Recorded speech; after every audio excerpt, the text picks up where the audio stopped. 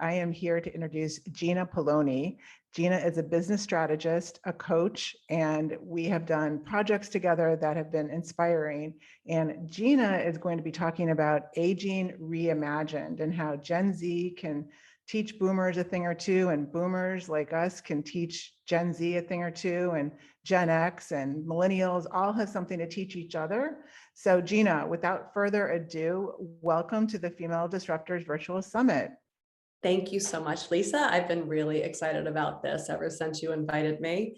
You know, I think today what I'd really love us to focus on is how we can really learn from each other. And I'm just going to turn it over to you. And yeah, great question. So when I think about, aging, right, we're not aging the same way that our parents did in our 50s. And there's so many amazing advances being made in lifespan and health span. There's an amazingly talented scientist, Dr. David Sinclair, doing this work that basically says that not only can we stop aging, we can also potentially reverse it. And there's so many exciting things about that. So it means that cognitively, physically, we're not aging in the same way that our parents aged. And there's research that says if you've reached 50, it's very likely that you're going to reach 100. So 100 is the new 80. So we have so many more years ahead of us to be productive. And, we have a lot more, we have the experience, the gravitas, we have like the strategic life management skills that we didn't have when we were younger without the anxiety of being young, right? And then at this stage of our lives, if, kids have gone, they're out of the home, and if you, like me, if you haven't had a linear path, I was very successful early on in my career. I was the youngest and first female ever VP of sales for Equinox Fitness Clubs, responsible for 100 million in revenue in my early 30s. And, basically stepped out to become a stepmom to 4 daughters, and then stepped back in to run a charity, and then became like a president of a travel company after being out of the workforce for 10 years. So it hasn't been a linear path. And I think for a lot of women, it's not a linear path, right? So if you stepped out and you step back in, it's probably easier to get back in. But I think there are a lot of women out there who may have stepped out and are saying, wait, I've got all of these skills, right? And I want to bring them back to the workplace, but they don't necessarily know how. And then there's the younger women who have all the anxiety of trying to figure out not just career, but life, and are they going to get married, and who's their boyfriend, and all of that other stuff. So, we can be that voice that helps them say, this is going to be okay, right? And you're going to get there. And I just think that, again, for us, and there is ageism that's real and it exists, but I really feel like we're starting to chip away at that. And what I try to tell people and clients is it starts in your own head, right? How are you thinking about aging, and being really cognizant of the way that we talk about aging, and don't saying things like, oh, I can't because I'm this age. Well, that doesn't mean anything anymore, right? So, and if you keep yourself like we do, we're into yoga, we're into working out. And if you keep yourself young and healthy, right? I'm on a treadmill next to somebody at Orange Theory who's 30 years old, and I'm doing a sub 7 minute mile for 30 seconds too. So we don't have to give in to the stereotypes of aging. So I think it starts there. And I think there's this movement of women who are really leading that charge. And when you've got somebody like Forbes doing an article of 50 over 50, that's unheard of. It's the inaugural issue. It just happened this year, talking about, 50 amazing women over 50 who are doing incredible things. Like, Janet Yellen is 74 and she runs the US Treasury. I really do feel like the 50s is a golden age of wisdom. And that it's a really exciting time for us as women to really reimagine it. I totally agree. And one of the things I think for women that are, let's say, 50 and over, or even millennials just turned 40, and then we look at Gen Z, who are our youngest in the workforce right now, in the professional workforce, You mentioned anxiety. So I see it with my kids and some of the females that work with me, that anxiety is such a huge issue. It seems like in that generation, Gen Z, they want to not admit that they can't or they don't know how to do everything. And because they're so, they grew up on digital, it seems like from a digital and technical standpoint, like they can literally figure out everything because they grew up on an iPad, right? Since they were little. Then there's the 50 plus, 60 plus females that didn't grow up in digital and are intimidated, and their anxiety is more, it's not on strategy. They know how to strategically figure something out. Sometimes, their anxiety is more focused on, well, they are, digitally don't really have that savviness that Gen Z has. And I think that up until like recently, I think that there hasn't been this like, okay, like I don't know everything from a strategic standpoint, even though I know how to manage or work or tweet something or publish something on TikTok or create a TikTok video for my friends, that doesn't mean it's going to translate to business. No. So what are some tips that you can give to Gen Z, to each generation, on how to peel back the layers of whether it's being anxious or being intimidated or not having the confidence, even boomers, to say, okay, like how can I learn from a younger generation and open up this collaboration? And so it's more a collaborative type of relationship versus, oh, I don't want to admit that I can't do this. I want to pretend like I can do everything right. Yeah, I think it starts with sort of clarity of purpose, right? And I think that when we're younger, there's this search, right? And it's interesting because right prior to this conversation, I had a call with a client who's, a Gen Z, she's just really struggling, right? And with thinking about like, where is her life going? And, her friend and business partner is further ahead. And I'm like, you're 22 years old, right? Like there's this anxiety that we don't have anymore at our age. So I think, we need to sort of be hand in hand and saying like, listen, it's going to work out, but let's take a step back, right? Let's get really clear on what it is that you value in life, right? And I recently did this values-based goal workshop where we talked about like, what are the areas of your life that are most important to you? And they can change at different times, right? So getting clear on, and usually for, young people that age, it's their career, it's their love life, right? And really getting clear on the goals and then coming up with like, what's the plan to make that happen, right? And I think there's a lot of pressure on them that we didn't have, right? Growing up digitally and always under the microscope. And the thing is that you can have this life that looks amazing, be deep down, you're not, feeling that. And, you've written about that beautifully in your books, quite extensively.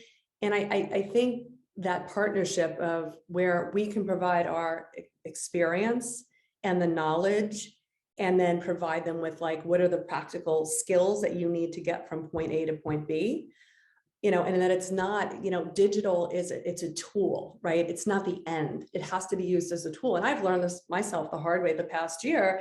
It's like, I don't want the vanity metrics. And I've talked to my social media person saying like, listen, we want this to convert to business. I don't really care how many people like it or how big my audience is. I want to speak to the right people, right? And I think that's the overwhelm. The overwhelm is we think we have to do everything. Think we have to do it the way that, the access is amazing, but at the same time, I think it's overwhelming because you're seeing how everybody else is doing things. And even for myself, who's strong, it's like, you've got to run your own race and you've got to think about like, what's germane to your business? What's germane to your life? And what are the focuses? What are the inputs that you need and to get the outputs that you're looking for?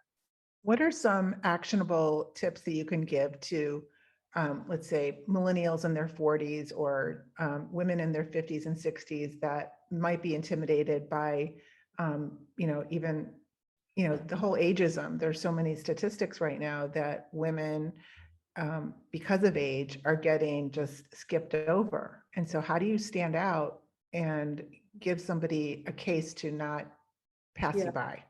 Yeah. Listen, again, I think with the younger generations, it's really being there to partner with them, to help them to, this is going to be okay, and to provide practical life examples. and walk them through that. It's a totally different scenario with women in their 50s, right? So, and I think there's a couple of different groups. And recently I've had friends reach out to me who kind of really stepped out of the workforce, ran boards, do different charity things that are like a job. I mean, if you've ever run, a charity event, it's like a job, and you're responsible for raising the dollars. So I think for them, it's helping them gain not just the confidence, but action gives you confidence. Doing something successfully repeatedly gives you confidence. So I think it's helping them to kind of develop what's their CV look like now that post whatever, right? And how do they turn those things that they've done into marketable things that other people will be interested? Or how about starting your own business? I have to say, like, there's research saying like women over 50s are starting businesses in droves. It's like one of the biggest markets that are starting their businesses. And we're, I think it's 50% more likely to be successful than people in their 20s because we've got that experience, right? And we also, women in our 50s, we control 64% of the global purse strings. That's amazing. And it really is telling. So it's a sea shift. I don't think it's happening overnight. We had Mary Kay was a disruptor, right? Back when she started her eponymous line of Mary Kay Cosmetics, but she was an anomaly. Now, women in their 50s who are being successful are not, and starting new ventures, they're not an anomaly. So I think we just need to continue, it's not even breaking the glass ceiling. It's just like kicking it a little bit harder. It's not a glass ceiling anymore, right?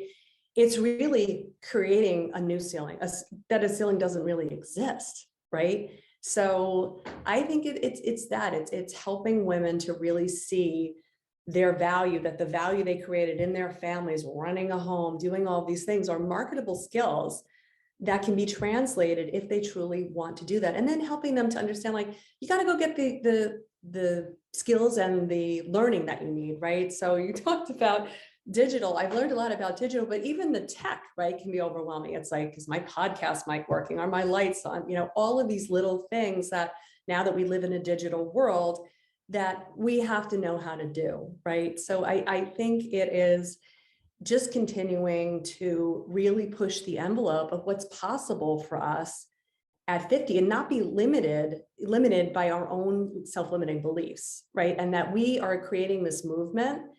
And I think that's happening. I really do. I totally agree. And one thing that I have found that's been interesting that I just want to bring up, and it's on both ends of the spectrum. So with young professionals, we were talking about earlier how they are afraid to say that they don't know how to do something, or raise their hand and say, I wasn't able to complete that, I need help on this.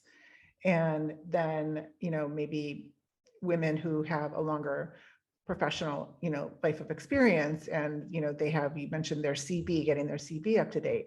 So I think that with women that are, maybe have 20 or 30 years experience, one tip that I think is a smart personal branding tip is to really highlight, maybe not mention every single bit of experience, but like in very specific, measurable, summary of an executive summary of your experience. So somebody can just kind of like glance through and say, wow, okay, more like numbers oriented, like how you were explaining.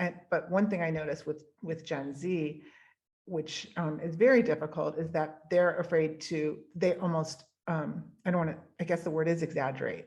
They lean towards exaggerating on their LinkedIn, calling themselves experts, calling themselves, the level of expertise in different ways. So I just think I think that, to be fair to yourself, whatever generation you are, you need to have your resume, your profile on LinkedIn represent who you are and who you want to attract, because you can get in trouble for attracting the wrong type of opportunity when you can't handle it and you're not going to be able to deliver, or having this whole long list of experience and somebody's like, where do we even start? What exactly is her area of expertise, because she's done everything.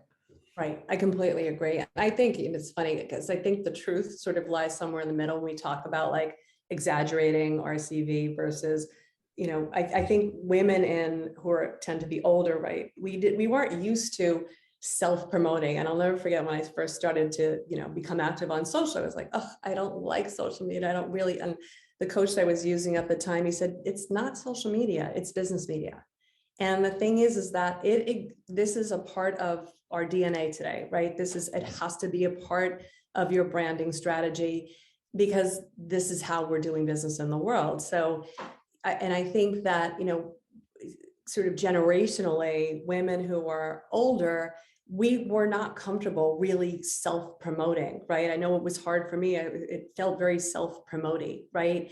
And then I got into it. I was like, you know what? It's really not self-promotion because I believe these concepts and I've lived them. And if I can use my voice to help other women who are looking to get back into the workforce or want to do something different with their lives and, you know, have hobbies and in those ages, that it's meaningful to do that, right? So, and I think you're right. I think that women and, you know, or younger people generally they are more comfortable, you know, I did this, I did that. And I'm like, you know, some of these coaches who are like 25 years old, and I'm sitting here thinking, well, I still need that next job, even though I was a president of a big company. I'm like, I still need that next job to have the credibility. And we can learn from them, I think, to be more owning what we've done. And they, I think, can learn from us to just have that nuance and not over exaggerate, you know, who you are or what you're doing, right?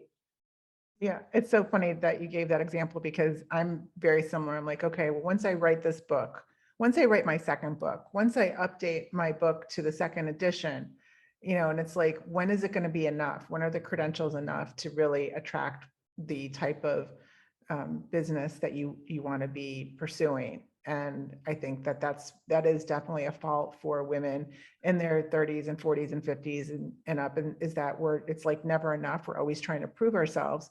And I mean, speaking of that, like, how do we manage that, you know, with professional men, and what are some tips you can give to negotiating, you know, maybe a position or showing your worth to maybe when you're a potential client or, you know, a potential position?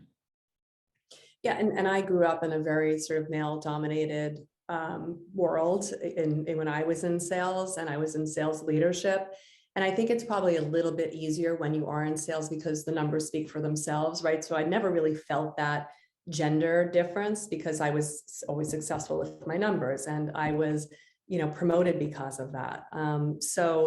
But I think, you know, in my dealings with, and I think it's changed, right? So we've got all the Me Too things, and I think men and women are still, you know, trying, and that's a whole other subject, but really trying to find their footing with one another. But I really do think for me, it's always been about being direct, be professional, and just focus on your accomplishments, and don't think about, you know, I'm dealing with a man or a woman. I'm dealing with a professional, and I'm a professional, and you come across that way. And I think sometimes you can sort of, you know, transcend that gender thing if you're focused, right? It's like, hey, listen, this is, and I think the challenge is a lot of women haven't learned, right, how to strategically communicate their value. And so I think writing it down, like you said before, it's like, write down what are your value? What were your contributions? And really owning it for yourself. Like, if you don't believe it yourself, you can't convince anybody else. So I think it's really like, you know, and it sounds, you know, cliche, but like, write it down and look in the mirror and say, I run $100 million sales organization, or I built this, or I completed this project really well, and which created X amount of value. And I think also being specific about the value, not just like, hey, I did this great project. It's like, what did it do for your organization and how did it advance it? And I think it's also the way that you show up, right? It's like being more commanding and not like, you know, sitting back and like, you have to go out there and you've got to get what you want. My father used to say to me, Gina, you never get what you deserve, you get what you negotiate, right? So if you're not strong on that, I would say go out and take a negotiation course. I did that early on in my career and it was phenomenally life-changing. So learning the skills to get the things that you want in your life are really important too. So that constant learning, that's one of my biggest things I say to anybody. It's like always be learning, right? So for me, it's like I've committed to an hour a day. I run an hour a day. So like that's my life hack. Like, so I will be listening to something, whether it's a podcast or an audio book, so that I can constantly be learning. So that's 6 hours of learning a week. And that's just compounds. So knowledge is your superpower, right? And tying that into aging, it's like the older we get, right, the more we've learned, and then taking action on what you've learned. I love how you brought up negotiating and the art of negotiating. And I think that's a great actionable tip for everyone to go and read a book, take a course, listen to a podcast, research some articles. And I think that your example also of talking about self-care, taking care of yourself, your mental health, your physical health, that is a way of negotiating ageism and aging. The more you take care of yourself, you're negotiating your, basically like ageless self to be able to be as resilient as possible. I would love some tips on, you said you took a course on negotiating, and what are some tips that stand out that anybody can learn from when it comes to negotiating? So I think being really clear about what it is that your must-haves are, and I think that's important in life too. And I think people can get confused, right? And it's like there are so many things that you want in your life, right? But getting clear about like what are the musts, like what must I walk away with this situation from? And again, it may sound a little cliche, but also putting yourself in the other person's shoes and thinking about it from their perspective and rehearsing what are they likely to come up with? What are going to be their arguments against, right? And then being prepared for that, but listening, right? And listening intently. So many people are, when they're negotiating, right, what they want to do is they're ready with their answer back versus, so Lisa, what I hear you saying is, X, and I completely understand that and respect it, acknowledging them, right? And then say, however, what would you think about if we did it this way? How would that look for you? Or I'm thinking about it this way. How can we, come to, a mutually beneficial solution that we both benefit from? So thinking about it, it's not a zero-sum game. And there should be, where people both walk out of the negotiation feeling, may not be perfect, but feeling more close together than really far apart. Because if you end up where you're really far apart, even if you've won the negotiation, it might hurt the relationship long term. So you've got to be clear again on like, what is it? What's your end game? What's your long game, right? What is it that you ultimately want to be doing and working towards that? And I think a lot of people are just so busy, like, trying to win that battle that they lose the overall war.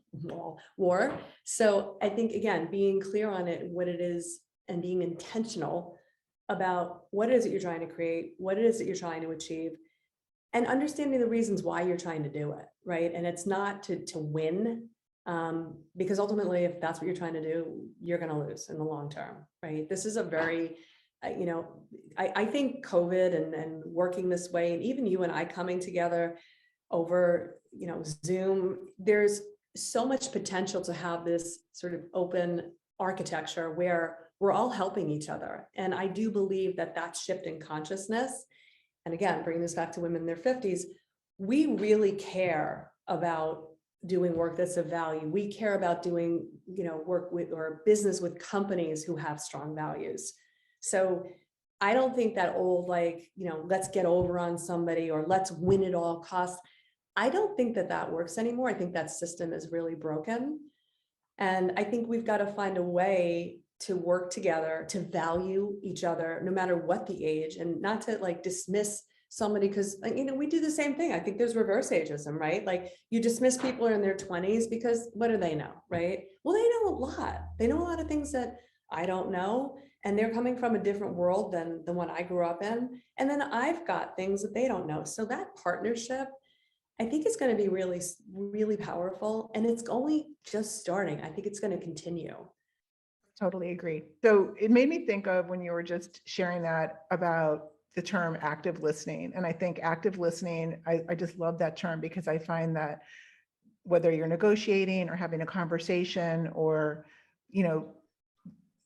actively listening to somebody is so important. And you can really tell when somebody's actively listening or somebody's distracted and like kind of like checking their text.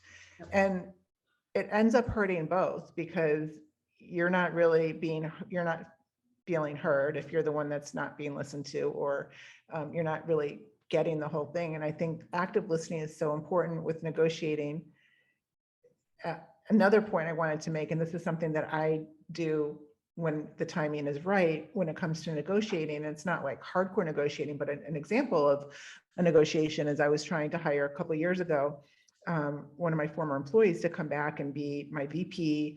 And it was a very senior position. And I was trying to lure her away from a very corporate job. And, I don't have the type of benefits that a big corporation does, like most small businesses don't, when it comes to insurance and, all of this and that. And she was like, well, tell me what my offer would be. And I said, instead of me telling you what my offer is, or your offer is, why don't you tell me what you would like?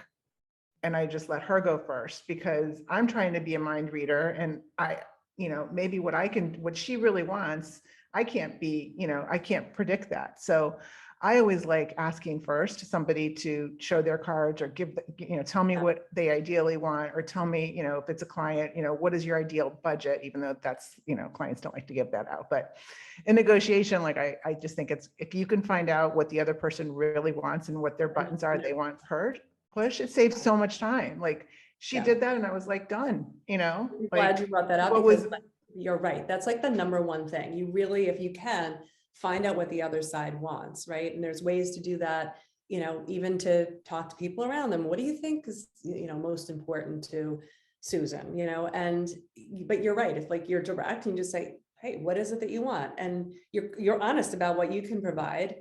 And again, I think what you did there also showed like you respected her enough, like you're just going to offer information, right? And then she's going to make a decision. So, and the person who wants to work for your company doesn't want to be in a corporate setting anymore. Like you can't pay me enough money to go back to a corporate setting. I can't do it, right? So I'm not going to be attracted, no matter what the perks are over there. I'm not going to be attracted to that, right? So I think it's getting clear on what that other person wants 100%. That's the number one thing I would say. You hit the nail on the head. Definitely. Well, we're about out of time. So what is the bottom line when it comes to managing ageism, and what last and final tip can you offer the female disruptors here today? Manage your own mind. Don't say things like, I can't do this because of my age, or, don't talk about, like, be relevant, talk about, become interesting. If you're not, to be interesting, you have to be interested. So what are you interested in pursuing and learning? And so don't allow yourself to become irrelevant. Don't allow yourself to be that subject of age. So don't accept the status quo. Don't accept the things that people say about aging. Redefine it for yourself. And let's just keep working together and continue to create that group of women who is going to change this for the next generations. And tell us about, you have a free gift, I think, that you're offering the audience. I do. So I have a 30-minute consultation with me of how to become unstoppable at any age, where I'll provide guidance and real life tips and action items so that people can get themselves out there and become unstoppable. Okay, great. And we'll put the link in your session title for those of you that want to take Gina up on that. And I think being over 50 is a superpower, but I think every generation, I think you'll agree, every generation has their own superpowers that we can all share with each other and collaborate. And I think that's really our bottom line message today, right? Yeah, 100%. And I am excited to be a part of this amazing group that you've put together. And you are a true female disruptor, my friend.